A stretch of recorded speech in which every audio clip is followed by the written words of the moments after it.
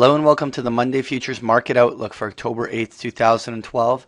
This is Patrick Srezna. For those of you that have not had the opportunity to try out the eMiniSource.com trading room, complimentary memberships are available on the website. As always, we start off with a chart of the U.S. dollar index futures, and we look at a U.S. dollar that had a substantial drop in the month of August going into September, and has more or less stabilized along a major support line where all the lows came in February, March, and April earlier in the year. Really, at this juncture, the U.S. dollar has at least seen a short-term low, and there is in the process of banging out and testing the support line.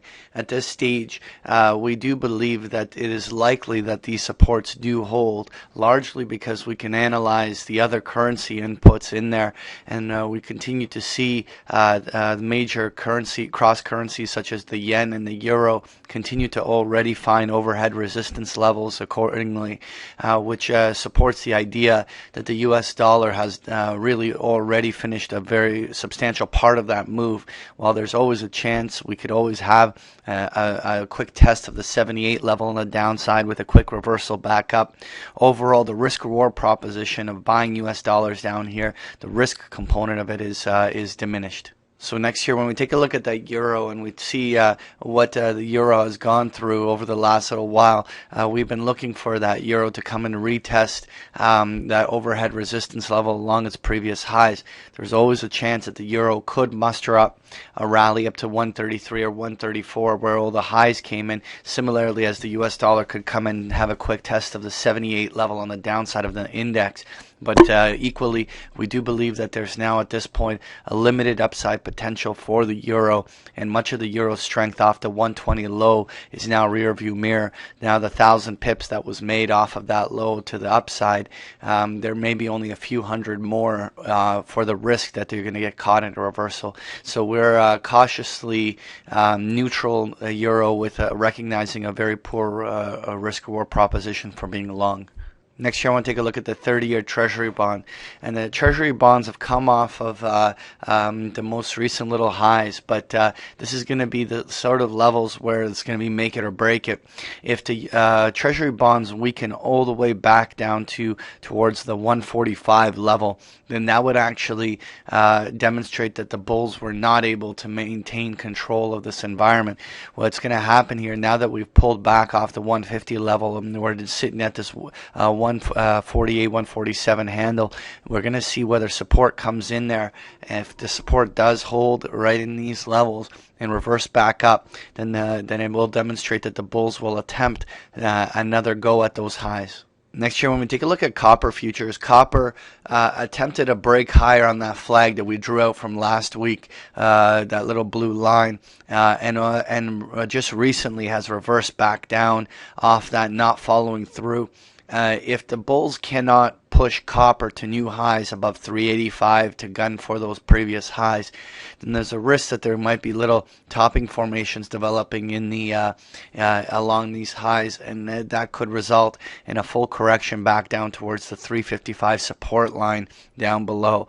And so let's watch to see whether or not in the next day or two the bulls can really turn this back up. But the more we see weakness to 370, 365, the greater the probability that we're going to head all the way down to 355 before that support it creates a short-term low. Next year, when we take a look at crude oil, crude is in a similar situation. This 88 to 90 zone is an absolutely crucial level for crude oil to hold. If for whatever reason the markets can become bullish off of this low, then there's plenty of upside on crude. But equally, if we see any price deterioration below 88, it would certainly start to create a wave of panic in the oil markets that could see continued distribution all the way back down to the 78-80 lows on the downside. It's very crucial for the bulls to really support crude oil here, because if they do, it has the potential to turn up and actually rally from here.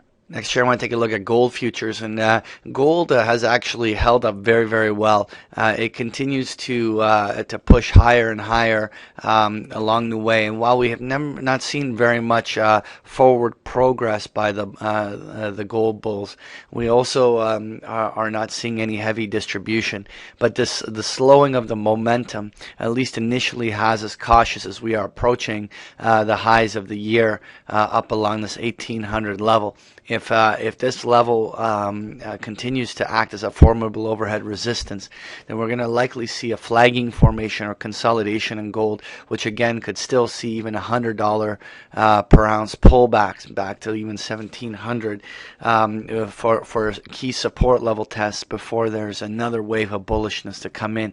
In the big picture, we do like the upside potential of gold. We just don't like the fact that it's trading at its overhead resistance levels, which really at this point has a real risk of creating a little bit of a profit-taking pullback. So finally, when we take a look at the S&P 500, we are now approaching the overhead resistance levels where the highs occurred back in September.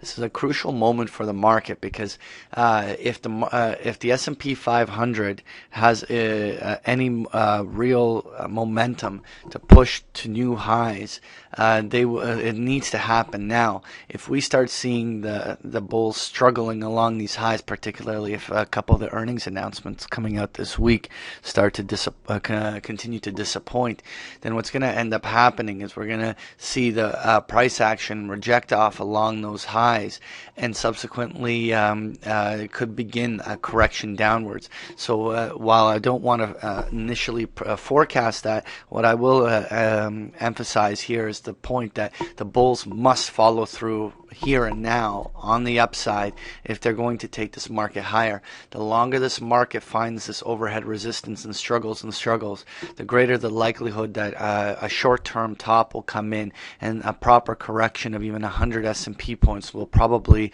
get underway at some future point.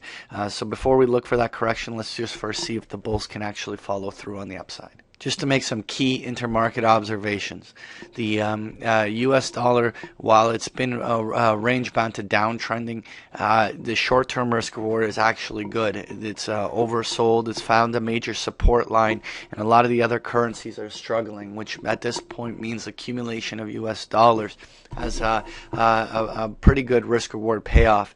From a commodities perspective, while we in the bigger picture are trying to be bullish and do want to recognize turn up in trends, we at this point see a very mixed picture. While we have things like crude oil and copper kind of holding off a bit, and gold is struggling along overhead resistance levels, there's plenty of room for these to still pull back. If we see proper pullbacks in those commodities that don't break down, then we will be very eager to switch it back to a good risk-reward proposition and accumulate on weakness. From a bonds perspective, as the bonds had that rally, we've suggested that the risk-reward proposition is very average at this moment. Well, the primary trend has been higher, and we do anticipate that there is still a possibility that the bond market may attempt to break yet again to a higher high. And at this point, we need to see the support come in, and if it does, then we will switch to a risk-reward proposition of good for the short-term trade.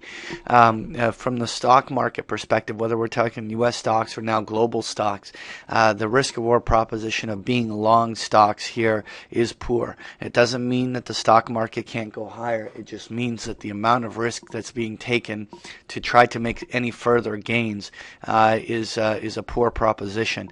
And so at this stage, lightening up positions is and taking some profits off the table is a very good thing to keep in mind. Overall, we would need a proper market correction over a span of even several weeks in order for us to get comfortable in changing this back to a good proposition. That was your Monday Futures Market Outlook. Thank you for joining us.